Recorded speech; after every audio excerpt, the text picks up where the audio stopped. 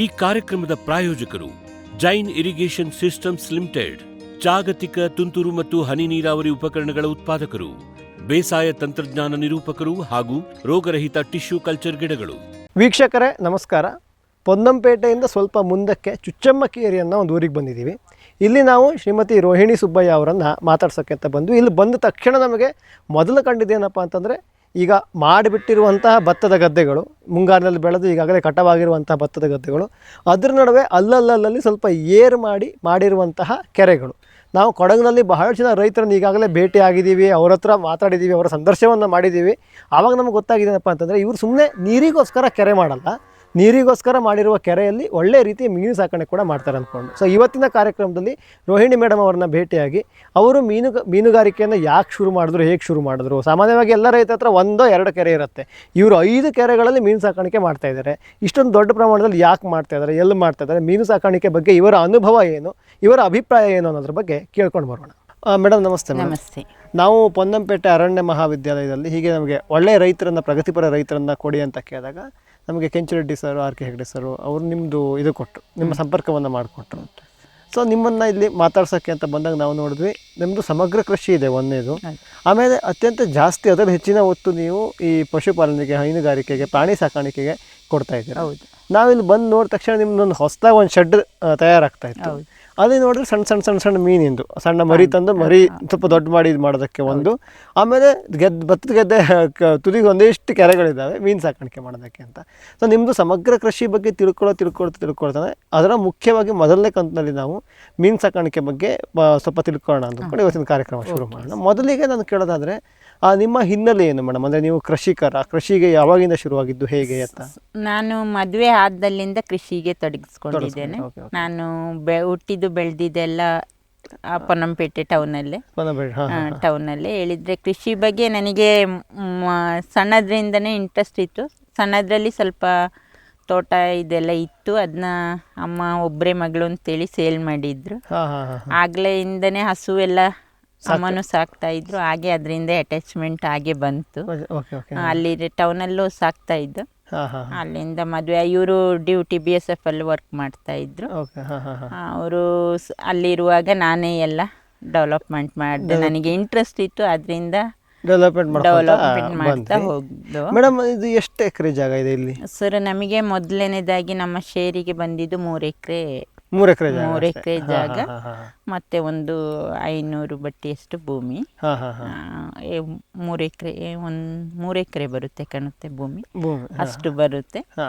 ಬಾಕಿ ಇರೋದೆಲ್ಲ ನಾವು ಒಂದೊಂದೇ ನಾವು ಡೆವಲಪ್ ಮಾಡ್ತಾ ಪರ್ಚೇಸ್ ಮಾಡಿ. ಸದ್ಯಕ್ಕೆ ಈಗ ಎಷ್ಟು ಎಕರೆ ಇದೆ ಮೇಡಮ್? ಈಗ ಟೋಟಲ್ ಆಗಿ 10 ಎಕರೆ ತೋಟ ಇದೆ. 10 ಎಕರೆ ತೋಟ ಇದೆ. 5.5 ಎಕರೆ ಭೂಮಿ. 5 ಎಕರೆ ಉಳಿದಿದ್ದು ಭತ್ತದ ಗದ್ದೆ ಮೀನು ಸಾಕಾಣಿಕೆ. ಸೊ ಅಂದ್ರೆ ನೀವು 3 ಎಕರೆಯಿಂದ ಶುರು ಆಗಿದ್ದು ಈಗ 15 ಎಕರೆ ಮೇಲೆ ದಾಟಿದೆ. ನೀವು ಇಲ್ಲಿಗೆ ಮೊದಲಿಗೆ ಹೇಳ್ತಾರೆ ಮೇಡಮ್, ಮದುವೆ ಆಗಿ ಬಂದ್ಮೇಲೆ ಇಲ್ಲಿ ನೀವೇ ಆವಾಗ ನಮಗೆ ನೀವು ಬರ್ಬೇಕಾದ್ರೆ ಹೇಳ್ತಾ ಇದ್ರಿ, ಅಷ್ಟು ದೂರ ಬಸ್ ಸ್ಟಾಪ್, ಅಲ್ಲಿಂದ ಇಳ್ಕೊಂಡು ದಿನ ನಡ್ಕೊ ಬಂದು ಇಲ್ಲಿ ಕೆಲಸ ಮಾಡಿಸಿ ಮತ್ತೆ 5 ಗಂಟೆಗೆ ಇಲ್ಲಿಂದ ಹೋಗೋದು, ಮತ್ತೆ ನಡ್ಕೊಂಡು ಅಲ್ಲಿಂದ ಬಸ್ ಹತ್ಕೊಂಡು ಪೊನ್ನಂಪೇಟೆಗೆ ಹೋಗೋದು ಅಂತ. ಸದ್ಯಕ್ಕೆ ನೀವು ಇರೋದು ಸಹಿತ ಪೊನ್ನಂಪೇಟೆಲ್ಲೇ ಇರ್ತಾ ಇದ್ದೀರಾ ಅಂತ ಹೇಳಿದ್ರಿ. ಆವಾಗ ನೀವು ಶುರು ಮಾಡಿದಾಗ ಅವಾಗ ಹೇಳಿದ್ರೆ ಬರೀ 3 ಎಕರೆ ಭೂಮಿ ಇತ್ತು ಅಂತ. ಅಲ್ಲಿ ಏನೇನು ಬೆಳೀತಿದ್ರು, ಯಾವ ಬೆಳೆ ಇತ್ತು? ಕಾಫಿ ಇತ್ತು ಸರ್, ಕಾಫಿ ಮತ್ತೆ ಪೆಪ್ಪರ್. ಸಾಮಾನ್ಯವಾಗಿ ಎಲ್ಲಾ ಕೊಡಗಿನ ತೋಟಗಳು ಕಾಫಿ ಮತ್ತೆ ಒಳ್ಳೆಮೆಣಸು ಎರಡೇ ಇದ್ದಾಗಿತ್ತು. ಅಲ್ಲಿಂದ ಈ ಕಡೆಗೆ ಅಂದ್ರೆ ಸಮಗ್ರ ಕೃಷಿ ಎಡೆಗೆ ಯಾಕೆ ಬಂದ್ರಿ, ಹೇಗೆ ಬಂದ್ರಿ ಅಂತ ಹೇಳಿದ್ರೆ, ನಾವು ಒಂದೇ ಒಂದು ಬೆಳೆನ ಅಳವಡಿಸ್ಕೊಂಡಿದ್ರೆ ನಮಗೆ ಕಷ್ಟ ಆಗುತ್ತೆ. ಈಗ ಕಾಫಿ ಬರುವವರೆಗೆ ಅದರ ಮಧ್ಯದಲ್ಲಿ ನಮ್ಮ ಬೇರೆ ಎಲ್ಲ ಖರ್ಚು ವೆಚ್ಚಗಳನ್ನ ನೋಡ್ಕೊಳ್ಬೇಕು. ಮಕ್ಕಳ ವಿದ್ಯಾಭ್ಯಾಸ ಅವರ ಇದಕ್ಕಾಗಿ ಮಂತ್ಲಿ ಅವರಿಗೆ ಬಸ್ದು ಗಾಡಿದು ಫೀಸ್ ಕೊಡಬೇಕಿತ್ತು, ಮತ್ತು ಟ್ಯೂಷನ್ ಫೀಸ್. ಹೀಗೆ ಅದಕ್ಕೆಲ್ಲ ಆಗಿ ನಾನು ಹೈನುಗಾರಿಕೆಗೆ ಹೋದೆ. ಫಸ್ಟ್ ಶುರು ಮಾಡಿದ್ದು ಹೈನುಗಾರಿಕೆ. ಹೇಳಿದರೆ ಹೈನುಗಾರಿಕೆ ಹೋದಾಗ ನಮಗೆ ತಿಂಗಳು ಹಣ ಬರುವಾಗ ಇವರ ಪೇಮೆಂಟಿಗೂ ನಮ್ಮ ಇದಕ್ಕೂ ನಮಗೆ ಆಗ ತೋಟದಿಂದ ಅಷ್ಟು ಇನ್ಕಮ್ ಏನಿರಲಿಲ್ಲ. ನನಗೆ ಶೇರ್ ಕೊಡುವಾಗ ನಾನು 4 bags ಕಾಫಿ ಕುಯ್ದಿದ್ದೇನೆ ಅಷ್ಟೇ. ಅಲ್ಲಿಂದನೇ ಹಂತವಾಗಿ ಹೈನುಗಾರಿಕೆ ಬಂತು. ಮೇಡಮ್, ಈಗ ನೀವು ಮೀನು ಸಾಕಾಣಿಕೆ ಶುರು ಮಾಡಬೇಕಾದ್ರೆ ಮೊದಲಿಗೆ ಹೇಳಿದ್ರಿ ನಮ್ದು ಫಸ್ಟ್ ನೋಡಿದ ಕೊಳ, ಆ ಕೊಳದಲ್ಲಿ ಅವಾಗ ಮೀನಿತ್ತು. ಈಗ ಅಲ್ಲಿ ಮೀನಿಲ್ಲ ಅಂತ ಕಾಣುತ್ತೆ. ಇದೆ, ಅಲ್ಲೂ ಇದೆ. ಅದ್ರ ಜೊತೆಗೆ ಈಗ ನೋಡ್ರಿ ನಿಮ್ಮ ತೋಟ, ನಿಮ್ಮ ಜಮೀನಲ್ಲಿ ಸುಮಾರಷ್ಟು ಇದು ಕೆರೆ ಕಾಣ್ತಾ ಇದೆ ನಮಗೆ. ಇಷ್ಟು ಕೆರೆ ಅಂದ್ರೆ ಯಾಕೆ ಹಾಕಿದ್ರಿ, ಹೇಗೆ ಅಂತ? ಒಂದು ಹೇಳಿದ್ರೆ ಒಂದರಲ್ಲಿ ನಾವು ಬೆಳೆದು ಅದನ್ನು ಹಾರ್ವೆಸ್ಟ್ ಮಾಡಿದ್ಮೇಲೆ ಖಾಲಿಯಾಗಿರುತ್ತೆ, ಅದಕ್ಕೆ ಸಣ್ಣ ಮರಿ ಬಿಡ್ತೇವೆ. ವರ್ಷ ನಮಗೆ ಒಂದೊಂದರಲ್ಲಿ. Okay okay. ಅಂದ್ರೆ ನೀವು ಹೆಂಗೆ ಅಂತಂದ್ರೆ ಮೀನ್ ಸಾಕಾಣಿಕೆ ಹಂತವಾಗಿ ಸಿಗುತ್ತೆ. ಅಂದ್ರೆ ಈಗ ಒಂದು ಮೀನ್ ಸಾಕಾಣಿಕೆ ಮಾಡಿದ್ರಿ ಒಂದೇದ್ರಲ್ಲಿ, ಅದ್ರ ಬಗ್ಗೆ ಗೊತ್ತು ಆಯ್ತು ಹೇಗೆ ಮಾಡಬೇಕು ಏನು ಅನ್ಕೊಂಡು, ಲಾಭನೂ ಬಂತು. ಸೊ ಇದು ಒಳ್ಳೆ ಲಾಭ ಇದೆ ಅಂತ ಅಂದ್ಕೊಂಡು ಹೊಸ ಕೆರೆ ತೆಗೆದ್ರಿ, ಅದರಲ್ಲಿ ಮೀನ್ ಸಾಕಾಣಿಕೆ ಮಾಡಕ್ ಶುರು ಮಾಡಿದ್ರಿ. ಈಗ ಇನ್ನೊಂದು ಮೇಡಮ್, ಅದು ನೀವು ಆ ಕಡೆ ದೊಡ್ಡದು ಫಸ್ಟ್ ನೀವು ಮಾಡಿದ್ದು ನೀರಿಗೋಸ್ಕರ ಮಾಡಿದ್ರಿ, ಅದನ್ನ ಅಲ್ಲಿ ಮೀನ್ ಹಾಕ್ತಾ ಇದ್ದೀರಾ. ನಾವಲ್ಲಿ ನೋಡಿದ್ವಿ ಪಂಪ್ ಇದೆ, ಫುಟ್ಬಾಲ್ ಇದೆ, ವಾಲ್ ಹಾಕಿದ್ರೆ ನೀವು ತಗೊಂಡಿದ್ರಿ. ಈ ನೀರನ್ನ ನೀವು ತೋಟಕ್ಕೆ ಬಳಸೋದಿಲ್ಲ? ಅದೇ ಸರ್, ಹಿಂಡಿ, ಸಗಣಿ ಮತ್ತೆ ತೌಡು, ಇದು ಇಷ್ಟು ಮಿಕ್ಸ್ ಮಾಡಿ ನಾನು ಮೀನಿಗೆ ಆಹಾರ ಕೊಡ್ತೇನೆ. ಮೀನಿಗೆ ಆಹಾರ ಕೊಡೋದ್ರಿಂದ ಅದ್ರ ಪ್ರೋಟೀನ್ ಅಂಶ ಹೆಚ್ಚಾಗಿರುತ್ತೆ. ಈ ನೀರು ನಾವು ತೋಟಕ್ಕೆ ಹಾರಿಸಿದಾಗ ನಮಗೆ ಇಳುವರಿ ಹೆಚ್ಚಾಗಿ ಬರುತ್ತೆ. ಹೇಳಿದ್ರೆ ಕಾಫಿ ಅಷ್ಟೇ, ಪೆಪ್ಪರಿಗೂ ಅಷ್ಟೇ, ಪ್ರತಿಯೊಂದಕ್ಕೂ ಈ ನೀರನ್ನು ಕೊಡ್ತೀರಾ? ಬಟ್ ಈಗ ಪಂಪ್ ಹಾಕಿಲ್ಲ, ಯಾಕೆ? ಈಗ ಆಯ್ತು ಸರ್, ಇಲ್ಲಿಂದ ತೆಗೆದು ನಾವು ಹಾಕಿದೆ, ಇದಕ್ಕೆ ನೀರು ಕೊಟ್ಟಾಗಿದೆ. ಸೊ ಈಗ ಎರಡನೇ ಟ್ರಿಪ್ಪಿಗೆ ನೀರಿಗೆ ಬಂದಿದೆ ಎಷ್ಟು. ಅಂದ್ರೆ ಸದ್ಯಕ್ಕೆ ಈಗ ಮೀನಿದೆ, ನೆಕ್ಸ್ಟ್ ಮತ್ತೆ ಈ ಕಾಫಿ ಎರಡನೇ ಬಾರಿ ನಾವು ತೋಟಕ್ಕೆ 5 ಸಲ ನೀರು ಕೊಡ್ತೇವೆ. 5 ಬಾರಿ ನೀರು ಕೊಡ್ತೇವೆ. ಈಗ ಇದು ಆಯ್ತು, ಈಗ ಬ್ಯಾಕಿಂಗಿಗೆ ಟೈಮ್ ಆಯ್ತು, ಈಗ ನೆಕ್ಸ್ಟ್ ಇಡ್ಬೇಕು ತಗೊಂತೀರ ಅನ್ಕೊಂಡು. ಒಟ್ಟು ಎಷ್ಟು ಕೆರೆ ಇದೆ ಮೇಡಮ್ ನಿಮ್ಮ ಹತ್ರ? ಹೆಂಗೆ ಈಗ? ಒಟ್ಟು 5 ಕೆರೆ ಇದೆ. 5 ಕೆರೆ ಇದೆ. ಸಾಮಾನ್ಯವಾಗಿ ಸೈಜ್ ಎಷ್ಟು ದೊಡ್ಡದು? ಹೆಂಗೆ ಸೈಜ್? ಒಂದೊಂದು ಕೆರೆ ಒಂದೊಂದು ಸೈಜ್ ಅಲ್ಲಿ ಇದೆ ಸರ್. ಅದು 120x150 ಇದೆ, 120-150 ಅಡಿ 50 ಇದೆ. ಇದು 80 ಮತ್ತೆ 40 ಇದೆ. ಅದು 35 ಇದೆ. ಆ ಕಡೆ ಇದ್ರಲ್ಲಿ 90 ಮೇಲೆ ಇದೆ ಸರ್, 90 ಮತ್ತೆ 30. 90. ಅಂದ್ರೆ ಬೇರೆ ಬೇರೆ ಸೈಜಿನ ಕೆರೆಗಳು. ಆಳ ಎಷ್ಟಿದೆ ಸಾಮಾನ್ಯವಾಗಿ ಎಲ್ಲ ಕೆರೆಗಳು? ಸಾಮಾನ್ಯವಾಗಿ ಒಂದು ಮೊದಲು ತೆಗ್ದ ಕೆರೆ ಒಂದು ಸ್ವಲ್ಪ ಆಳ ಇದೆ, ಬಾಕಿ ಎಲ್ಲ ಮೀನ್ ಸಾಕಾಣಿಕೆಗೆ ಎಷ್ಟು ಬೇಕು 10 ಅಡಿ 12 ಅಡಿ ಆಳ ಇದೆ ಅಂತ ಅನ್ಕೊಂಡು.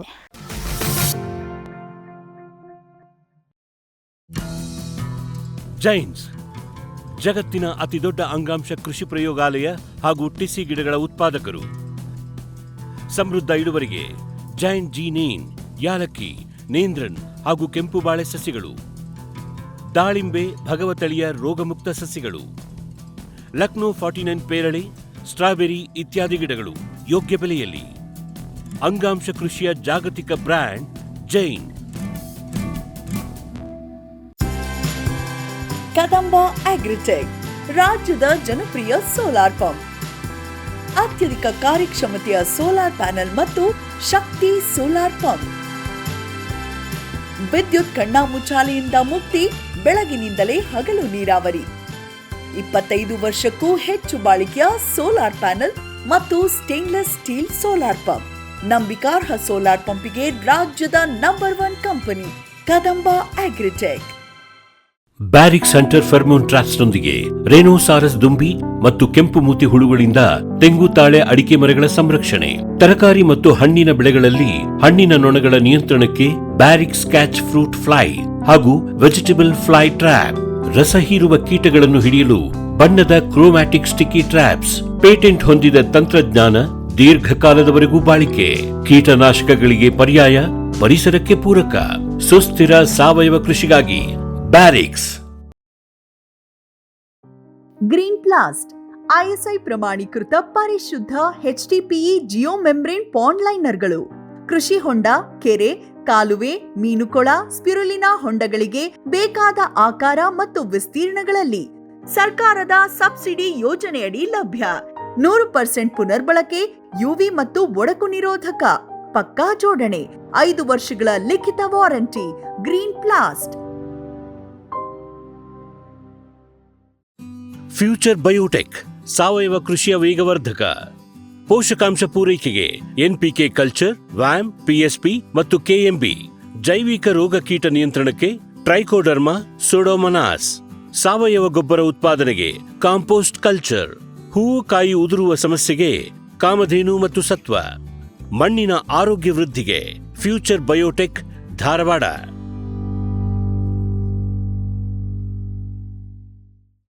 ಮಂಗ, ಹಂದಿ, ಕಾಡೆಮ್ಮೆ, ಜಿಂಕೆ, ಆನೆ ಮುಂತಾದ ವನ್ಯಪ್ರಾಣಿಗಳ ಕಾಟದಿಂದ ಬೇಸತ್ತಿದ್ದೀರಾ? ಚಿಂತಿಸಬೇಡಿ.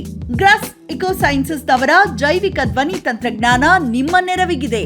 ಕಾಫಿ, ಕೋಕೋ, ತೆಂಗು, ಅಡಿಕೆ, ದಾಳಿಂಬೆ, ಬಾಳೆ, ಹೂ, ಹಣ್ಣು, ತರಕಾರಿ, ಭತ್ತ, ಕಬ್ಬು ಬೆಳೆ ಸಂರಕ್ಷಿಸಿ. ಅಂತಾರಾಷ್ಟ್ರೀಯ ತಂತ್ರಜ್ಞಾನ, ಕೈಗೆಟುಕುವ ಬೆಲೆ. ಏರ್ಪೋರ್ಟ್ ಅಳವಡಿಸಿದ ತಂತ್ರಜ್ಞಾನ ಈಗ ನಿಮ್ಮ ತೋಟ ರಕ್ಷಣೆಗೆ. ಗ್ರಾಸ್ ಇಕೋಸೈನ್ಸಸ್. ಮೇಡಮ್, ನೀವು ಮೊದಲನೇ ಬಾರಿ ಹಾಕೋದಲ್ವಾ, ಆವಾಗ ಯಾವ್ಯಾವ ಮೀನಿನ ತಳಿಗಳನ್ನು ಹಾಕಿದ್ರಿ, ಹೇಗೆ? ಸರ್, ನನಗೆ ಫಿಶರಿಯಿಂದ ಅವರು ಆಗ ಪ್ರಿಯಾ ಮೇಡಮ್ ಅಂತಿದ್ರು ಒಬ್ರು. ಓಕೆ. ಅವರು ನನಗೆ ADR ಆಗಿದ್ರು. ಅವರು ನನಗೆ ಹೇಳಿದ್ರು, ಹೀಗೆ 3 ಹಂತದಲ್ಲಿ ಬಂದು ನೋಡಿದ್ರು ಕೆರೆನ. ನೋಡಿಬಿಟ್ಟು ಈ ಥರ ಹಾಕಿ ಗ್ರಾಸ್ ಕಾರ್ಪ್, ಸಾಮಾನ್ಯ ಗಂಡೆ, ರೋಹಲ್, ಕಾಟ್ಲ, ಇದಿಷ್ಟು ಹಾಕಲಿಕ್ಕೆ ಹೇಳಿದ್ರು. ಇದಿಷ್ಟು ಹಾಕಕ್ಕೆ ಹೇಳಿದ್ರಿ, ನೀವು ಫಸ್ಟ್ ಹಾಕಿದ್ರಿ. ಈಗ ಏನೇನಿದೆ, ಹೇಗೆ ಮೇಡಮ್ ನಿಮ್ಮ ಹತ್ರ? ಈಗ ಇದಿಷ್ಟು ಇದೆ ಸರ್.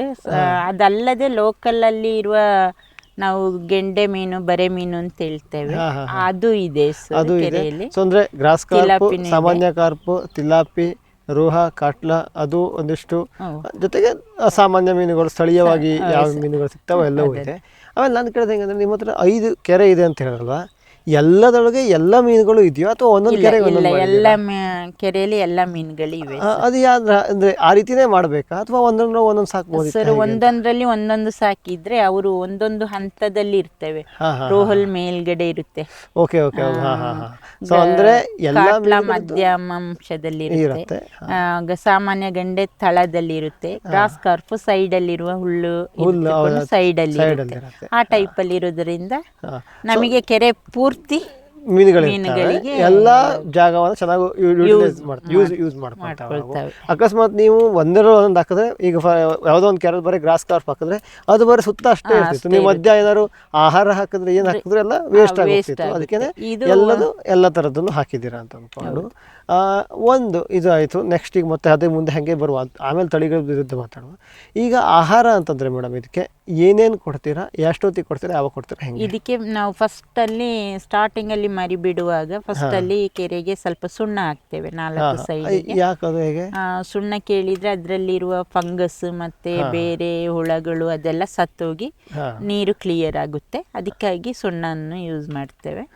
ಅಲ್ಲಿಂದ ಎರಡನೇದಾಗಿ ಪ್ರೋಟೀನ್ ಅಂಶ ಹೆಚ್ಚಾಗಿ ನೀರಿನ ಆ ಮೀನಿಗೆ ಬೇಕಾಗುವ ರೀತಿಯಲ್ಲಿ ಅವರು ಪಾಚಿ ಇದನ್ನೆಲ್ಲ ರೆಡಿ ಮಾಡ್ಕೊಳ್ಳಿಕ್ಕೆ ಸಗಣಿಯನ್ನು ಉಪಯೋಗಿಸ್ತೀವಿ.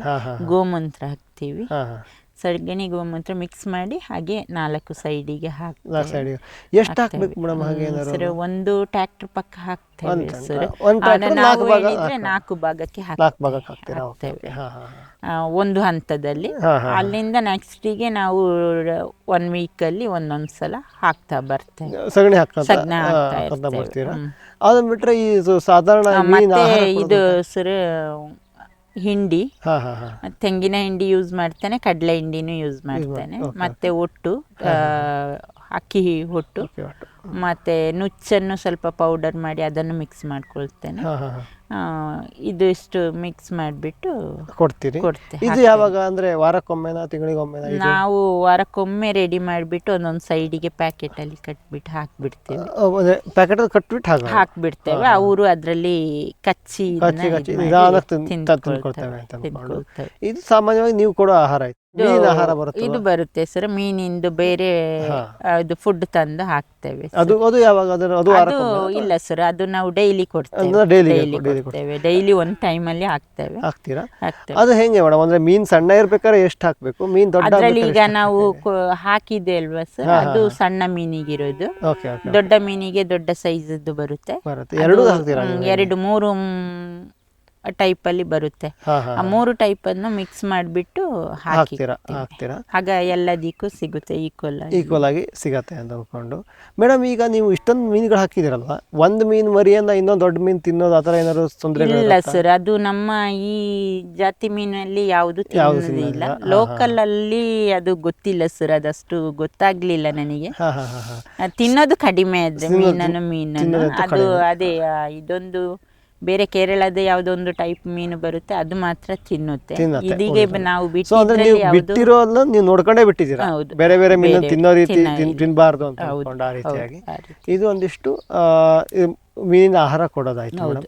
ಈಗ ನೆಕ್ಸ್ಟ್ ನೀರಿಗೆ ಅಂತಾನೆ ಬಂದ್ರೆ, ನಿಮ್ದು ಬೇಸಿಗೆಯಲ್ಲಿ ಪೂರಾ ನೀರು ಖಾಲಿ ಆಗುತ್ತೋ ಅಥವಾ? ಇಲ್ಲ ಸರ್, ಇರುತ್ತೆ ವರ್ಷ ಪೂರ್ತಿ ನೀರಿನ ತೊಂದರೆ ಯಾವುದೂ ಇಲ್ಲ. ಸೊ ಆರಾಮಾಗಿ ಬೆಳ್ಕೊಂತ ಇದ್ದೀರಾ ಅಂತ ಅನ್ಕೊಂಡು. ಮೇಡಮ್, ನೀವು ಈಗ ವರ್ಷ ಮೀನು ಮರಿಗಳನ್ನ ಬಿಡ್ತಾ ಇರ್ತೀರೋ ಅಥವಾ ಹೇಗೆ ಏನಂತ? ವರ್ಷ ಬಿಡ್ತೇನೆ. ವರ್ಷಕ್ಕೆ ಒಂದೊಂದ್ಸಲಕ್ಕೆ ನೋಡ್ತೇನೆ ಸರ್, ಹೇಗೆ ಬರುತ್ತೆ, ಎಷ್ಟಿದೆ ಅಂತೇಳಿ. ನಾವು ಹಾರ್ವೆಸ್ಟಿಂಗಿಗೆ ಇರುವ ಕೆರೆಗೆ ಬಿಡೋದಿಲ್ಲ. ಹಾರ್ವೆಸ್ಟಿಂಗಿಗೆ 1 ವರ್ಷ ಲೇಟ್ ಆಗುತ್ತೆ ಅಂತ ಹೇಳುವ ಕೆರೆಗೆ ಒಂದು 5,000 10,000 ಹೀಗೆ ಬಿಡ್ತಾರೆ. 10,000 ಬಿಡ್ತೀರಾ? ಈಗ ಹಂಗೆ ನೋಡೋದು ಸಾಮಾನ್ಯ ನಿಮಗಂತ ಅಂದಾಜು ಇರುತ್ತೆ ಒಂದು. ಸೊ ಈ ಕೆರೆಯಲ್ಲಿ ಎಷ್ಟು ಮೀನು ಇರ್ಬೋದು? ಮರಿ, ದೊಡ್ಡದು, ಮಧ್ಯಮ ಸೈಜಿಂದ ಎಲ್ಲ ಸೇರಿ ಸರ್ ಒಂದು 16,000 ಮೀನು ಮರಿ ಬಿಟ್ಟಿದ್ದೇನೆ. ಅದ್ರಲ್ಲಿ ಎಷ್ಟು ಉಳಿದಿದೆ, ಎಷ್ಟು ಇದ್ದೇನೆ, ಇದು ನಮಗೆ ಇದು ನೀರಿನ ಕಾಗೆ ಒಂದೊಂದ್ಸಲ. ನೆಕ್ಸ್ಟ್ ಈಗ ನಾನು ಅದಕ್ಕೆ ಬರ್ತಿದ್ದೆ ಮೇಡಮ್. ಈಗ ಮೇನ್ ಆಗಿ ಇಲ್ಲಿ ತೊಂದರೆಗಳು ಏನೇನು? ಮೇನ್ ಆಗಿ ನಮಗೆ ತೊಂದರೆ ನೀರು ಕಾಗಿದೊಂದಿರುತ್ತೆ ಸರ್. ಮತ್ತೆ ಗಿಡುಗ, ಇವರು ಮೀನುಗಳು ಮೇಲೆ ಆಟ ಆಡ್ತಾ ಇರುವಾಗ ಗಿಡುಗಗಳು ಬಂದು ಉಂಟು. ಅದಕ್ಕೆ ನೀವು ಬೇಕಾದ್ರೆ ಮೇಲ್ಗಡೆ ಒಂದ್ ಸಣ್ಣ ಬಲೆ ಹಾಕೋದು, ಆತರ ಬಲೆ ಹಾಕಬಹುದು ಸರ್. ನಿಮ್ದು ಹೆಂಗಿದ್ರು ಸುತ್ತಮುತ್ತ ಗೂಟಗಳಂತ ಇರ್ತವೆ, ಮರ ಅಂತ ಇರ್ತವೆ, ಕಟ್ಟಬಹುದಿತ್ತಲ್ಲ ಅಂತಂದ್ರೆ ಯಾಕೆ ಕಟ್ಟ ಪ್ರಯತ್ನ ಮಾಡಿಲ್ಲ? ಪ್ರಯತ್ನ ಮಾಡ್ಲಿಲ್ಲ ಸರ್, ಅವರಿಗೂ ಆಹಾರ ಸಿಕ್ಕೊಳ್ಳಿ ಅಂತ ಹೇಳುವ ಇದ್ರಿಂದ ಹಾಗೆ ಬಿಟ್ಟಿದ್ದೇನೆ. ಅವರು ತುಂಬಾನೇ ಹಿಡಿಯೋದಿಲ್ಲ, ಎಲ್ಲ 1-2 ಎತ್ಕೊಂಡು ಹೋಗ್ತಾರೆ, ಮಾಡ್ತಾರೆ. ಓಕೆ.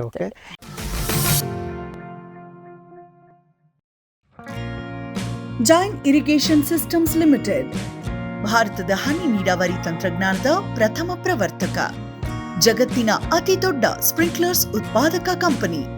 ಸಂರಕ್ಷಿತ ಕೃಷಿಯಲ್ಲಿ ಹಸಿರು ಮನೆಗಾಗಿ ಮಿಸ್ಟರ್, ಫಾಗರ್, ಫ್ಯಾನ್ ಮತ್ತು ಪ್ಯಾಡ್ ಹಾಗೂ ನೆರಳು ಮನೆ, ಸ್ವಯಂ ಚಾಲಿತ ನೀರಾವರಿ ವ್ಯವಸ್ಥೆ ಮತ್ತು ರಸಾವರಿ ತಂತ್ರಜ್ಞಾನ. ಕೃಷಿಯಲ್ಲಿ ನೀರಿನ ಸಮರ್ಪಕ ಬಳಕೆ ಹಾಗೂ ಉಳಿತಾಯಕ್ಕೆ ಮತ್ತೊಂದು ಹೆಸರು ಜೈನ್.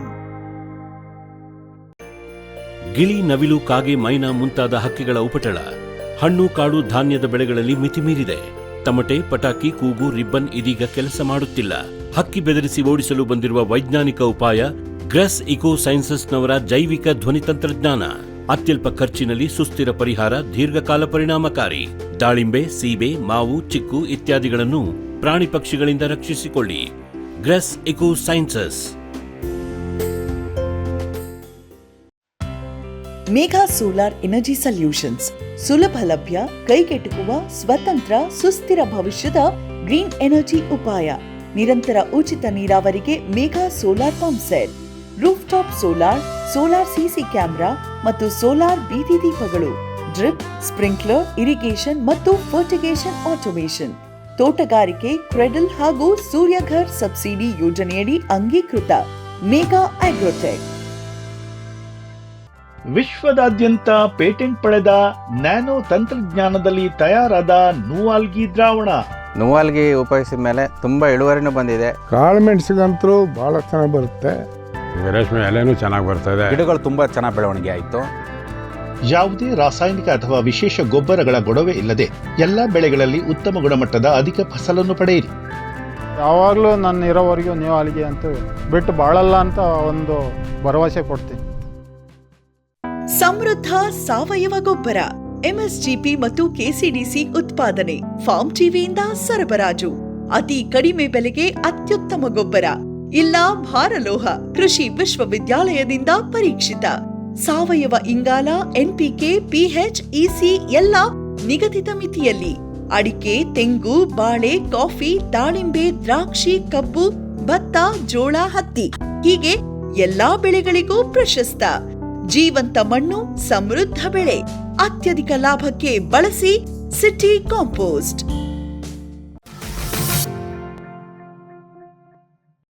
ನಾವು ಸಾಮಾನ್ಯವಾಗಿ ಅಂದರೆ ಕೊಡಗ ನೋಡಿದ ಹೆಂಗೆ ಅಂತಂದ್ರೆ ಅವರು ವರ್ಷ ಹಿಡಿಯಲ್ಲ, 2 ವರ್ಷಕ್ಕೊಮ್ಮೆ 3 ವರ್ಷಕ್ಕೊಮ್ಮೆ ಬಲೆ ಹಾಕಿ ಹಿಡಿದು ಮಾರೋದು. ನಾವು ನಿಮ್ಮಲ್ಲೂ ವರ್ಷ ಹಾಗೇನಾ? ಇಲ್ಲ ಸರ್, ವರ್ಷ ಹಿಡಿತೇವೆ. ಅಂದ್ರೆ ಒಂದೇ ಕೆರೆಯಿಂದ ವರ್ಷ ಹಿಡಿತೀರಾ ಅಥವಾ ಹೆಂಗೆ? ಇಲ್ಲ, ಆ ಒಂದು ಕೆರೆಯಲ್ಲಿ ಹಿಡಿದ್ರೆ ಇನ್ನೊಂದು ಕೆರೆಯಲ್ಲಿ ಹಿಡಿಯೋದು. ನೀವು ಅವಾಗ ಅದೇ ಅಂದ್ರೆ ಏನಪ್ಪ, ನಮಗೆ ವರ್ಷ ಸಿಗ್ಬೇಕು ಅಂದ್ ಕಡೆ ನೀವು 4-5 ಕೆರೆ ತರ ಆ ಮಾಡ್ಕೊಂಡಿರೋದು. ತರ ಮಾಡಿದ್ದು.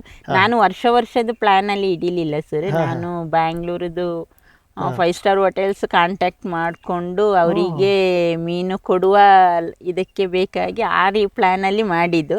ಆದ್ರೆ ಅಲ್ಲಿವರೆಗೆ ತಲುಪಲಿಲ್ಲ ಸರ್. ಅಂದ್ರೆ ಇನ್ನು ಅವ್ರು ಕಾಂಟ್ಯಾಕ್ಟ್ ಮಾಡಲಿಲ್ಲ. ನನಗೆ ಹೇಳಿದ್ರೆ ಸ್ವಲ್ಪ ಇನ್ನೂ ಕೆರೆ ಸ್ವಲ್ಪ ಕ್ಲೀನ್ ಮಾಡೋದಿದೆ, ಕ್ಲೀನ್ ಮಾಡಿಬಿಟ್ಟು ಇವುಗಳನ್ನೆಲ್ಲ ಹಿಡಿದು ನೆಕ್ಸ್ಟಿಗೆ ಬಿಟ್ಟಾಗ ಅವರಿಗೆ ಎನಿ ಟೈಮ್ ನಾವು ಕೊಡ್ಲೇಬೇಕು.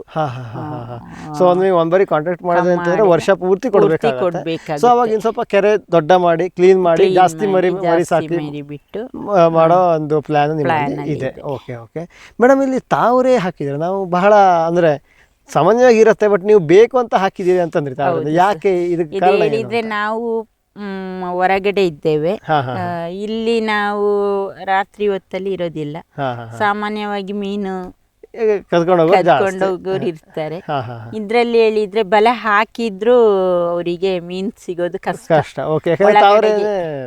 ಇಲ್ಲಲ್ಲ, ಬಲೆ ಹಿಡ್ಕೊಳ್ತದೆ. ಆದ್ರಿಂದ ತಾವರೆ ನೀವು ಹಾಕಿ ಮೇಂಟೈನ್ ಮಾಡ್ತಾ ಇದ್ದೀರಾ. ನೀವು ಹಿಡಿಬೇಕಾದ್ರೆ ಅದನ್ನೆಲ್ಲ ಎಳ್ದು ಸೈಡಿಗೆ ಹಾಕೊಂಡ್ಬಿಟ್ಟು ಮಾಡ್ತೀರಾ. ಸೊ ಅಂದ್ರೆ ಈಗ ಇವೆಲ್ಲ ಸೈಡಿಗೆ ಹಾಕೋಬೇಕು ಅಂದ್ರೆ ಸುಮಾರು ಹೊತ್ತು ಬೇಕಾಗತ್ತೆ. ಸೊ ಅವರು ಅಂದ್ರೆ ರಾತ್ರಿ ಬಂದು ಎಲ್ಲ ಸೈಡಿಗೆ ಹಾಕೊಂಡು ಮೀನ್ ಹಿಡ್ಕೊಂಡು ಹೋಗಕ್ ಕಷ್ಟ ಅಂತ ನೀವು ಹಾಕಿರೋದು. ಸೊ ಅಂದ್ರೆ ಕಳ್ಳರು, ನಾವು ಬಹಳಷ್ಟು ಮಂದಿ ಹೇಳ್ತಾರೆ ಕಳ್ಳರು ಇರ್ತಾರೆ ಸರ್, ಅವರು ಬಂದು ತಗೊಂಡು ಹೋಗ್ತಾರೆ ಅಂತ ತುಂಬಾ ಮಂದಿ ರೈತರು ಹೇಳಿದ್ದಾರೆ. ಸೊ ಅದಕ್ಕೊಂದು ನೀವು ಒಳ್ಳೆ ಸುಲಭದ ಉಪಾಯ ಮಾಡ್ಬಿಟ್ಟಿದ್ದೀರಾ ತಾವರೆ ಹಾಕೋದಂತ ಅನ್ಕೊಂಡು. ಮತ್ತೆ ಇದು ಬ್ಯಾಂಬೂದು ಮುಳ್ಳನ್ನು ಹಾಕಿದ್ದೇನೆ ಸೈಡಿಗೆ, ಅದು ಸಹ ಬಲೆಗೆ ತೊಂದರೆ ಕೊಡ್ತಾರೆ ಅನ್ಕೊಂಡು. ಓಕೆ ಮೇಡಮ್, ಇಲ್ಲಿ ನಿಮಗೆ ಅಂಥ ಸಮಸ್ಯೆ ಅಂತ ಏನಾದ್ರು ಬಂದಿದೆಯಾ ಮೀನು ಸಾಕಾಣಿಕೆ ಮಾಡೋಕ್ಕೆ? ಹೆಂಗೆ ಅಂತ ಸಮಸ್ಯೆ ಏನು ಬರಲಿಲ್ಲ ಸರ್. ಹೇಳಿದ್ರೆ ನಾವು ಮಾರ್ಕೆಟಿಂಗಿಗೆ ನಾವು ಹಿಡಿದಾಗ ಇಲ್ಲಿ ಲೋಕಲ್ ಅಲ್ಲೇ ತಗೊಳ್ತಾರೆ. ತುಂಬಾ ಡಿಮ್ಯಾಂಡ್ ಅಂತೂ ಇದೆ. ನೀವೇ ಮಾಡ್ತೀರಾ ಅಥವಾ ಮತ್ತೆ ಮಧ್ಯವರ್ತಿಗಳಿಗೆ ಹೋಗೋದಿಲ್ಲ ಸರ್. ಮಧ್ಯವರ್ತಿಗಳ ನಮ್ಮನ್ನ 40 ರೂಪಾಯಿ ಕೆಜಿಗೆ ಕೇಳ್ತಾರೆ, ಅವರು 350ಗೆ ಮಾಡ್ತಾರೆ. ನಾವು ಡಬಲ್ ರೇಟ್ ಮಾಡಿ ಮಾರೋದು ನೋಡಿದೀವಿ, ಇವರು 10 ಪಟ್ಟು ರೇಟ್ ಮಾಡಿ ಸರ್. ಅವರು HD ಕೋಟೆಯಿಂದಾನೇ ಬರೋದು. ಬಂದು ಕೇಳಿದ್ರು 40 ರೂಪೀಸ್ ಕೊಡ್ತೇವೆ, ನಾವೇ ಹಿಡ್ಕೊಳ್ಳೋದು, ಸೇಲಿಂಗ್ ನಮ್ದೆ, ನಿಮಗೆ 40 ರೂಪಾಯಿ ಕೊಡ್ತೇವೆ ಅಂತ ನಾವು ಹೇಳ್ದು. ಮೀನು ಬೇಕಾದ್ರೆ ಹಾಗೇ ಇದ್ದುಕೊಳ್ಳಿ, 40 ರೂಪಾಯಿಗೆ ಅಂತೂ ಕೊಡಲ್ಲ ಅಂತೇಳಿ. ನೀವೇ ಇಲ್ಲಿ ಮಾಡಿದ್ರೆ ಆರಾಮ್ 300 ರೂಪಾಯಿ, ಕನಿಷ್ಠ ಅಂದ್ರೆ 300 ರೂಪಾಯಿ ಸಿಗುತ್ತೆ ಸರ್. ಆಮೇಲೆ ನಾವೇ ನೋಡ್ತಾ ಇದೀವಿ ಸಿಕ್ಕಾಪಟ್ಟೆ ಡಿಮ್ಯಾಂಡ್ ಇದೆ ಮೀನಿಗೆ, ಮಾಂಸಕ್ಕೆ ನಮ್ಮ ಕೊಡಗಿನಲ್ಲಿ ಯಾರು ಅದೆರಡು ಇಲ್ಲದೆ ಊಟನೇ ಮಾಡೋದು ಕಡಿಮೆ. ಇನ್ನೊಂದು ಕೇಳ್ತೀನಿ ನಿಮಗೆ, ಯಾವ ಮೀನಿಗೆ ಡಿಮ್ಯಾಂಡ್ ಜಾಸ್ತಿ? ರಾಹು ಸರ್, ಕಾಟ್ಲಕ್ಕೆ ಇದೆ ಸರ್, ರೋಹಲ್ಗೆ ಇದೆ, ಇದು ಗ್ರಾಸ್ ಕಾರ್ಫಿಗೆ ಇದೆ ಸರ್. ಅದು ಸ್ವಲ್ಪ ಮುಳ್ಳು ಜಾಸ್ತಿ ಇದೆ, ಮತ್ತೆ ಅದು ಸ್ವಲ್ಪ ಫ್ಯಾಟ್ ಇದೆ, ಆದ್ರಿಂದ ಅದು ಇಷ್ಟಪಡೋದು ಸ್ವಲ್ಪ ಕಡಿಮೆ. ಇದು ಎರಡು ತುಂಬಾ ಜಾಸ್ತಿ ಡಿಮ್ಯಾಂಡ್ ಇದೆ. ನೀವೇ ಹೇಳಿದ್ರಿ ನಿಮ್ದು ಎಷ್ಟು ಸಾಮಾನ್ಯವಾಗಿ ಎಷ್ಟಕ್ಕೆ ಹೋಗುತ್ತೆ ಕಿಲೋಗ್ರಾಮಿಗೆ ಮೀನಿಗೆ? ಇಲ್ಲಿ ನಾವು ಸರ್ 300 ರೂಪಾಯಿಯಲ್ಲಿ ಸೇಲ್ ಮಾಡಿದ್ದೇನೆ. ಕಳೆದ ಸಲ 250ರಲ್ಲಿ. ಅಂದ್ರೆ ಹೆಂಗೆ ಮೇಡಮ್, ನೀವು ಹಿಡ್ಕೊಂಡು ಹೋಗಿ ಒಂದೊಂದರ ಜೀಪ್ ತಗೊಂಡು ಹೋಗೋದಾ ಅಥವಾ? ಇಲ್ಲ ಸರ್, ನಾವು ಇಲ್ಲಿ ಬಲೆ ಹಾಕ್ತೀವಿ ಅಂತ ಹೇಳಿದ್ರೆ ಕೆರೆ ಹತ್ರನೇ ತಗೊಂಡು. ಅಂದ್ರೆ ನಾನು ನೆಕ್ಸ್ಟ್ ಪ್ರಶ್ನೆ ಅದೇ ಇತ್ತು, ನೀವು ತಗೊಂಡು ಹೋದಾಗ ಅಥವಾ ನೀವು ಇಲ್ಲೇ ಕರೆದಾಗ ಹೆಚ್ಚಾಗೋದುಂಟಾ ಅಥವಾ ಅವ್ರ ಬೇಡಿಕೆಗೆ ಹೆಚ್ಚಾಗೋದಿದೆ ಸರ್. ಒಂದೊಂದ್ಸಲ ನಾವು ಕಳೆದ ಸಲ ಆ ಕೆರೆಯಲ್ಲಿ ಹಿಡಿದಾಗ ನಾವು ಎಕ್ಸ್ಪೆಕ್ಟ್ ಮಾಡಿರ್ಲಿಲ್ಲ ಅಷ್ಟು ಇದೆ ಸಿಗುತ್ತೆ ಅಂತ ಹೇಳಿ. ಇಲ್ಲೇ ಬಂದು ಎಲ್ಲರೂ ಒಬ್ರೊಬ್ರು 5-5, 10 ಕೆಜಿ ತಗೊಂಡೋದ್ರು. ಅಲ್ಲಿಂದ ಒಂದು 8-10 ಕೆಜಿಯಷ್ಟು ಅಷ್ಟೇ ಉಳಿದಿದ್ದು. ಅದನ್ನ ನಾವು ಪೊನ್ನಂಪೇಟೆಗೆ ತಗೊಂಡು ಅಲ್ಲಿ ಪೂರ್ತಿ ಅಂದ್ರೆ ನೀವು ತಗೊಂಡೋಗಿದ್ ಲಾಸ್ಟ್ ಒಂದ್ ಸ್ವಲ್ಪ ಉಳಿದಷ್ಟೇ ತಗೊಂಡೋಗಿದ್ದೀರಾ, ಅದು ಸಹಿತ ಸೇಲ್ ಆಯ್ತು.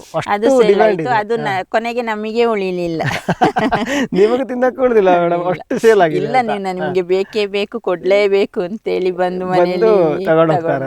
ಅಂದ್ರೆ ನಾನು ಇದೇನು ಕೇಳಿದಾಗ ನೀವು ಹೇಳಿದ್ರಲ್ಲ ಮೇಡಮ್, ಒಂದು ಬೆಂಗಳೂರು 5 ಸ್ಟಾರ್ ಹೋಟೆಲ್ ಕಂಪ್ಲೀಟ್ ಮಾಡ್ಬೇಕು ಅಂತ, ಅದೊಂದಂತ ಅಲ್ಲದೆ ಹಂಗೂ ಸಹಿತ ನೀವು ಕೆರೆಗಳನ್ನು ಇನ್ನು ದೊಡ್ಡ ಮಾಡಿ ಈ ಮೀನು ಸಾಕಾಣಿಕೆಯನ್ನು ಇನ್ನು ಜಾಸ್ತಿ ಮಾಡುವಷ್ಟು ಅವಕಾಶ ನಿಮ್ಮಲ್ಲಿ ಇದೆ ಅಂತ ಅನ್ಕೊಂಡು. ಓಕೆ, ಈಗ ನೆಕ್ಸ್ಟು ಇದಕ್ಕೆ ಬರುವ. ಸಾಮಾನ್ಯವಾಗಿ ನೀವು ಒಂದು ಬಾರಿ ತೆಗೆದರೆ ಒಂದು ಕೆರೆಯಲ್ಲಿ ಒಂದು ಬರಿ ತೆಗಿತೀರಾ ಅಂತಂದ್ರೆ ವರ್ಷ ವರ್ಷ ತೆಗಿತಾರ, ಎಷ್ಟು ತೆಗಿತೀರಾ? ಎಷ್ಟು ಕೆಜಿ? 100-150 kg ಅಷ್ಟು 100-150 kg ಅಷ್ಟಂತೂ ಸಿಕ್ಕೇ ಸಿಗುತ್ತೆ. ಅಂದ್ರೆ ನೀವು ಒಂದು ಬಾರಿ ತೆಗೆದ 300 ರೂಪಾಯಿಗೆ ಅಂತಂದ್ರೆ ನೀವು ಹತ್ತತ್ರ ಹಂಗೆ ನೋಡಿದ್ರೆ 45,000 ಮೇಲೆ ಬಂತು ಒಂದು ಬಾರಿ ತೆಗೆದ್ರೆ. ಖರ್ಚು ಏನಿರುತ್ತೆ ಮೇಲಾಗಿ? ಖರ್ಚು ಹೇಳಿದ್ರೆ ಸಗಣಿ, ಈಗ ನಾವೇ ಹೈನುಗಾರಿಕೆ ಮಾಡೋದ್ರಿಂದ ಸಗಣಿ ಗೊಬ್ಬರ ನಮ್ದು, ಒಂದು ಸುಣ್ಣ ಒಂದು ತರಬೇಕಾಗುತ್ತೆ, ಮತ್ತೆ ಹಿಂಡಿ ಫೀಡ್, ಈ ಹಿಂಡಿ ಮಾತ್ರ ತೆಗಿತೇವೆ ಸರ್. ಇದು ಒಟ್ಟು ನಮ್ಮ ಅಕ್ಕಿ ನಾವು ಮನೆಗೆ ಅಕ್ಕಿ ಮಾಡಿಸುವಾಗ ಅದ್ರದ್ದೇ ಒಟ್ಟು ಸಿಗುತ್ತೆ. ಮತ್ತೆ ಎಷ್ಟಿರುತ್ತೆ ಮೇಡಮ್ ಖರ್ಚು ಹೆಚ್ಚು ಅಂದ್ರೆ? ಈಗ ಒಂದು ಕೊಳ ಮೇಂಟೈನ್ ಮಾಡಕ್ಕೆ ಎಷ್ಟು ಖರ್ಚು? ಒಂದು ಕೊಳ ಮೇಂಟೈನ್ ಮಾಡ್ಸಕ್ಕೆ ಫೀಡ್ 1,500 ರೂಪಾಯಿ ಒಂದು ಚೀಲಕ್ಕೆ ಬರುತ್ತೆ ಸರ್. ಒಂದು ತಿಂಗಳಿಗೆ ಒಂದು ಚೀಲ ಬೇಕು, ಒಂದು ತಿಂಗಳ ಒಂದು ಚೀಲ ಬೇಕು. ಹಿಂಡಿ 1 kgಗೆ 45-50 ರೂಪಾಯಿ ಇದೆ. ಒಂದು 10 kg ಹಿಂಡಿ ಬೇಕಾಗುತ್ತೆ, 10 kg ಹಿಂಡಿ ಬೇಕಾಗುತ್ತೆ. ಒಂದು 30 kg ಒಟ್ಟು ಸರ್. ಒಟ್ಟು ಸೊ ಅಂದ್ರೆ ಹೆಚ್ಚು ಅಂದ್ರೆ ಒಂದು 10,000-15,000 ರೂಪಾಯಿ ಖರ್ಚು ಅಂತ ಇಟ್ಕೊಂಡ್ರು. ಒಂದು ಬಾರಿ ತೆಗೆದ್ರೆ ಆ ಹೊಂಡದಲ್ಲಿ 45,000 ರೂಪಾಯಿ ಮಿನಿಮಮ್ ಆಗಿ ನಿಮ್ಗೆ ಸಿಕ್ತು ಒಂದು ಬಾರಿ. ಅದೇ ನೀವು ಅದೇ ಹೊಂಡದಿಂದ 3 ವರ್ಷ ತಗೊಳ್ಳೋಷ್ಟು ಮೀನುಗಳನ್ನು ನೀವು ಇದು ಮಾಡ್ತಾ ಇರ್ತೀರ. ಸೊ ಅಂದ್ರೆ ಏನಿಲ್ಲ ಅಂದ್ರೂ ಒಂದು ಹೊಂಡದಿಂದ ನಿಮ್ಗೆ ಆರಾಮ ಒಂದು 30,000 ರೂಪಾಯಿ ಅಂತೂ ಲಾಭ ಇದೆ. ಆ ರೀತಿ 5 ಇಟ್ಕೊಂಡ್ರೆ ಅಲ್ಲೇ 1.5 ಲಕ್ಷ ರೂಪಾಯಿ ನಿಮಗೆ ಒಳ್ಳೆ ಲಾಭ ಆಯ್ತು ಅಂತ ಅಂದ್ಕೊಂಡು. ಅಂದ್ರೆ ನೀವೇ ಅಂದ್ರೆ ಇದೇನಪ್ಪ ಅಂತಂದ್ರೆ ಒಂದು ನಿಮ್ದು ಬೆಳೆಗೆ ನೀರು ಬೇಕು. ಸೊ ಕೃಷಿ ಇದು ಹೊಂಡ ಮಾಡಿರೋದು ಕೆರೆ ಇದೆ, ಅದಕ್ಕೆ ಮೀನು ಹಾಕೊಂಡು ಜಾಸ್ತಿ ಏನು ಹೆಚ್ಚಿಗೆ ಕೆಲಸ ಇಲ್ಲ. ಬರೋದೊಂದು ಬರೀ ಆಹಾರ ಕೊಡೋದು ಬಿಟ್ರೆ ಮತ್ತೇನು ಇಲ್ಲ. ನೀವೇ ಯಾರೋ ಒಬ್ರು ಬಂದು ಆರಾಮಾಗಿ ಮಾಡ್ಕೊಂಡು ಅಷ್ಟು ಸುಲಭವಾಗಿ ಜನ ಬೇಕು, ಅದನ್ನ ಹಿಂದೆ ಇರಬೇಕು ಅಂತ ಏನಿಲ್ಲ. ಸೊ ಅಷ್ಟು ಸುಲಭವಾಗಿ ಮಾಡ್ಕೊಂಡು ಇಷ್ಟೊಂದು ಒಳ್ಳೆ ಲಾಭ ಮಾಡುವಂತಹದ್ದು ಮತ್ತೆ ಒಂದು ಇದೆ ಅಂತ ಹೇಳಿದ್ರೆ ಸರ್, ಇದು ಕೆರೆದು ಸುತ್ತ ಬೇರೆ ಕಸ ಕಡ್ಡಿಗಳು ಬೆಳೆಯದಾಗಿ ನೋಡ್ಕೊಂಡ್ರೆ ಹಾವುಗಳು ಸೇರಲ್ಲ. ಸೊ ಸುಲಭವಾಗಿ ಯಾವುದೇ ಒಂದು ಜಾಸ್ತಿ ಖರ್ಚಿಲ್ಲದೆ ಜಾಸ್ತಿ ಶ್ರಮ ಇಲ್ಲದೆ ಆರಾಮಾಗಿ ಲಾಭ ಮಾಡಿರೋದು ನಾವೇ ಮೇಂಟೈನ್ ಜನನ ಕೂಲಿ ಕಾರ್ಮಿಕರ ಅಳವಡಿಕೆ ಇಲ್ಲದೆ ನಾವೇ ಮಾಡ್ಕೊಂಡು ಹೋಗ್ತಾ ಇದ್ದೀರಾ ಕೆಲಸ ಮಾಡ್ಬೋದು. ಸರಿ ಮೇಡಮ್, ನಾವು ಸದ್ಯಕ್ಕೆ ಇದು ಒಂದೇದು ನಿಮ್ದು ಇನ್ನೂ ಮರಿಗೋಸ್ಕರ ಮೀನು ಸಾಕಾಣಿಕೆ ಮಾಡ್ತಾರೆ, ಅದ್ರ ನೆಕ್ಸ್ಟ್ ಕಂತಲ್ಲಿ ನೋಡುವ. ಆದರೆ ಮಾಂಸಕ್ಕೋಸ್ಕರ ಮಾರಾಟಕ್ಕೋಸ್ಕರ ಮೀನು ಸಾಕಾಣಿಕೆ ಮಾಡ್ತಾ ಇರೋದು 1ನೇ ಕಂತನ್ನು ನಾವು ಇಲ್ಲಿಗೆ ಮುಗಿಸುವ. ನೀವು ನಮಗೆ ಇಷ್ಟೋ ತನಕ ಮಾಹಿತಿ ಕೊಟ್ಟಿದ್ದಕ್ಕೆ ನಮಗೆ ಧನ್ಯವಾದ. Thank you. ನಾವಿಲ್ಲಿ ಸಾಮಾನ್ಯವಾಗಿ ಕೊಡಗಿಗೆ ಬಂದಾಗ ಮೀನುಗಾರಿಕೆ ಬಗ್ಗೆ ಪ್ರತಿಯೊಬ್ಬ ರೈತರ ಹತ್ರ ಒಂದು ಕಾರ್ಯಕ್ರಮವನ್ನು ಮಾಡಿದ್ದೀವಿ. ಒಬ್ಬೊಬ್ಬರ ರೈತರದ್ದು ಒಂದೊಂದು ಸ್ಪೆಷಾಲಿಟಿ ಅಥವಾ ಒಂದೊಂದು ವಿಶೇಷತೆ. ನಮಗೆ ರೋಹಿಣಿ ಮೇಡಮ್ ಅವ್ರ ಹತ್ರ ಬಂದಾಗ ಇಲ್ಲಿ ಅವ್ರು ಸದ್ಯಕ್ಕೆ ಇಲ್ಲಿರಲ್ಲ, ಅವ್ರದ್ದು ಅವ್ರ ಮನೆ ಇರೋದು ಪೊನ್ನಂಪೇಟೆಯಲ್ಲಿ, ಅಲ್ಲಿ ವಾಸವಾಗಿರ್ತಾರೆ. ದಿನ ಬೆಳಗ್ಗೆ ಇಲ್ಲಿ ಬರ್ತಾರೆ, ಎಲ್ಲ ಕೆಲಸ ಮಾಡ್ತಾರೆ. ಸಮಗ್ರ ಕೃಷಿಯಲ್ಲಿ ಹಲವಾರು ಬೆಳೆಗಳು ಬೆಳೀತಾ ಇದ್ದಾರೆ, ಪ್ರಾಣಿಗಳನ್ನು ಸಾಕಣೆ ಮಾಡ್ತಾ ಇದ್ದಾರೆ, ಅಣಬೆ ಕೂಡ ಬೇಸಾಯ ಕೂಡ ಇದೆ. ಇವೆಲ್ಲವನ್ನು ಮಾಡಿ ವಾಪಸ್ ಹೋಗ್ತಾರೆ. ಅಂದರೆ ರಾತ್ರಿ ಇಲ್ಲಿ ಯಾರೂ ಇರಲ್ಲ, ಖಾಲಿ ಇರುತ್ತೆ. ಈ ಸಮಯದಲ್ಲಿ ಕಳ್ಳರು ಕಾಕರು ಬಂದು ಮೀನು ಕತ್ಕೊಂಡು ಹೋದರೆ ಏನು, ಅದಕ್ಕೋಸ್ಕರ ಏನು ಮಾಡಿದ್ದಾರೆ, ಬಹಳ ಸುಲಭವಾಗಿರುವಂತಹ ಒಂದು ವಿಧಾನದಲ್ಲಿ ತಾವರೆಯನ್ನು ಗಿಟ್ಟಿದ್ದಾರೆ. ತಾವರೆ ಜೊತೆಗೆ ಸುತ್ತಮುತ್ತ ಬಿದಿರಿನ ಮುಳ್ಳು ಹಾಕಿದ್ದಾರೆ. ಅಂದರೆ ಯಾರು ಬಲೆ ಹಾಕಿದ್ರೆ ಸುಲಭವಾಗಿ ಸಿಗಬಾರ್ದು ಅಂದ್ಕೊಂಡು ಈ ರೀತಿ ಹಲವಾರು ಕೆಲವೊಂದು ಸೂಕ್ಷ್ಮಗಳು, ಕೆಲವೊಂದು ಹೊಸ ವಿಚಾರಗಳನ್ನು ಇವತ್ತು ನಮಗೆ ರೋಹಿಣಿ ಮೇಡಮ್ ಅವರು ತಿಳಿಸ್ಕೊಟ್ರು. ಇಷ್ಟೊತ್ತು ತನಕ ಮಾಹಿತಿ ಕೊಟ್ಟಿದ್ದಕ್ಕೆ ಅವರಿಗೆ ಧನ್ಯವಾದವನ್ನು ಹೇಳ್ತಾ ನಮ್ಮ ಇವತ್ತಿನ ಕಾರ್ಯಕ್ರಮವನ್ನು ಮುಗಿಸೋಣ. ನಮಸ್ಕಾರ. ಈ ಕಾರ್ಯಕ್ರಮದ ಪ್ರಾಯೋಜಕರು ಜೈನ್ ಇರಿಗೇಷನ್ ಸಿಸ್ಟಮ್ಸ್ ಲಿಮಿಟೆಡ್, ಜಾಗತಿಕ ತುಂತುರು ಮತ್ತು ಹನಿ ನೀರಾವರಿ ಉಪಕರಣಗಳ ಉತ್ಪಾದಕರು, ಬೇಸಾಯ ತಂತ್ರಜ್ಞಾನ ನಿರೂಪಕರು ಹಾಗೂ ರೋಗರಹಿತ ಟಿಶ್ಯೂ ಕಲ್ಚರ್ ಗಿಡಗಳು.